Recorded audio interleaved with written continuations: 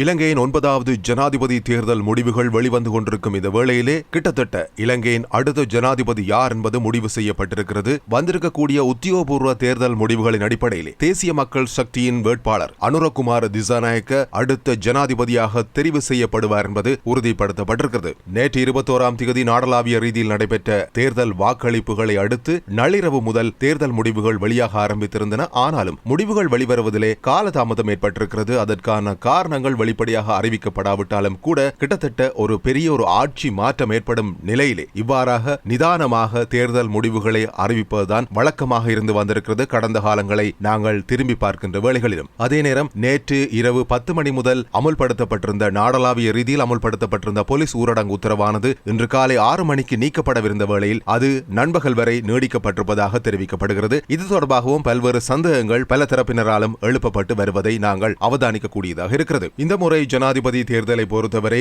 எந்த ஒரு வேட்பாளருக்கும் 50% மேல் வாக்குகள் கிடைக்காது என்ற ஒரு எதிர்பார்ப்பு நிலவியிருந்தாலும் கூட தேசிய மக்கள் சக்தியின் வேட்பாளர் அனுரகுமார திசாநாயக்க அதனை உடைத்து முதல் சுற்றிலேயே வெற்றி பெறுவதற்கான வாய்ப்பினை ஏற்படுத்திக் கொண்டிருக்கிறார். இன்று காலை 8 மணி வரைக்கும் வெளியாகியிருந்த உத்தியோகபூர்வ முடிவுகளின் அடிப்படையிலே அனுரகுமார திசாநாயக்க 7,19,941 வாக்குகளை பெற்று முன்னிலையில் இருந்தார். சஜித் பிரேமதாச 4,12,845 வாக்குகளையும் ரணில் விக்ரமசிங்க 2,62,057 வாக்குகளையும் பெற்றிருந்தார்கள். முதன்மையான பிரதான 3 வேட்பாளர்களில் இவர்களிலே கிட்டத்தட்ட 2வது வேட்பாளர் பெற்ற வாக்குகளை விட 2 மடங்கான வாக்குகளை அனுரகுமார திசாநாயக்க பெற்றிருக்கிறார் என்பது இங்கே குறிப்பிடத்தக்கது. எனவே அவரது வெற்றி உறுதிப்படுத்தப்பட்டிருக்கிறது. இதனையே தேர்தலில் போட்டியிடும் ஏனைய இரு பிரதான தரப்புகளும் தெரிவித்திருப்பதையும் நாங்கள் பார்க்கிறோம். ஜனாதிபதி தேர்தலிலே சஜித் பிரேமதாசவின் தோல்வியை ஐக்கிய மக்கள் சக்தியின் நாடாளுமன்ற உறுப்பினர் ஹர்ஷ டி சில்வா பொதுவழியிலே ஒப்புக்கொண்டிருக்கிறார். அவர் எக்ஸ் தளத்திலே வெளியிட்டிருக்கின்ற ஒரு பதிவிலே இந்த விடயத்தை ஒப்புக்கொண்டு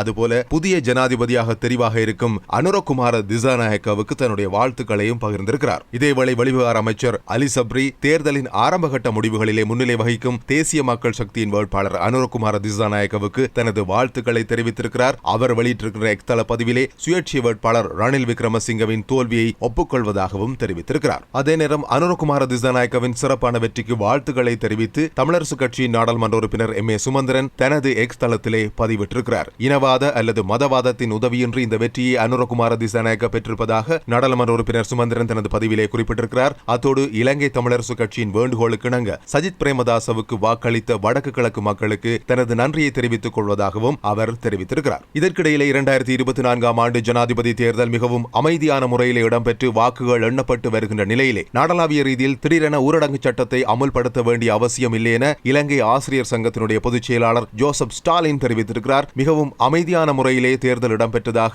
தேர்தல் கண்காணிப்பு அமைப்புகள் 3 அறிவித்துள்ளதாகவும் அமைதியான சூழல் நிலவும் நிலையிலே நாடளாவிய ரீதியிலே திடீரென ஊரடங்கு சட்டம் அமுல்படுத்தப்பட்டுள்ளமை தேவையற்ற குழப்பத்தை உருவாக்கும் முயற்சியாக இருக்குமோ என்ற சந்தேகம் எழுந்துள்ளதாகவும் அவர் அச்சம் வெளியிட்டிருக்கிறார். தேர்தல்கள் ஆணைக்குழுவின் அனுமதி இல்லாது இவ்வாறு திடீரென ஊரடங்கு சட்டம் அமுல்படுத்தப்படுவது தேவையற்ற சந்தேகத்தை ஏற்படுத்துவதாக முன்னாள் தேர்தல் ஆணையாளர் நாயகம் மஹிந்த தேசப்பிரியவும் தெரிவித்திருக்கிறார். தேவையற்ற அச்சத்தை ஏற்படுத்தாமல் தேர்தல் முடிவுகளை சரியாக வெளியிட்டு ஜனநாயக ரீதியாக செயல்பட வேண்டும் என அரசு சேவை தொழிற்சங்கங்களின் கூட்டமைப்பினர் விடுத்திருக்கின்ற அறிக்கையிலும் குறிப்பிடப்பட்டுள்ளதை நாங்கள் அவதானிக்கக்கூடியதாக இருக்கிறது. இதே நேரம் தேர்தல் திணைக்களம் இன்று இறுதி முடிவை வழங்கினால் இன்றைய தினமே அனுரகுமார திசாநாயக்க ஜனாதிபதியாக பதவியேற்பார் என்று தேசிய மக்கள் சக்தியின் பொதுச் செயலாளர் நிஹால் அபேசிங்க குறிப்பிட்டிருப்பதையும் நாங்கள் இங்கு அவதானிக்கலாம். ஆங்கில ஊடகம் ஒன்றுக்கு தகவல் வழங்கும் போது அவர் இதனை தெரிவித்திருக்கிறார். தேர்தல் முடிவுகள் வெளியிடுவதிலே ஏற்பட்ட தாமதத்தின் காரணமாக பதவியேற்கும் நேரத்தை உறுதிப்படுத்த இயலாமல் இருப்பதாகவும் அவர் தெரிவித்திருப்பதை நாங்கள் அவதானிக்கிறோம். அதேவேளை அமைதியான முறையிலே இந்த தேர்தல் நடைபெற்று முடிந்திருக்கிறது.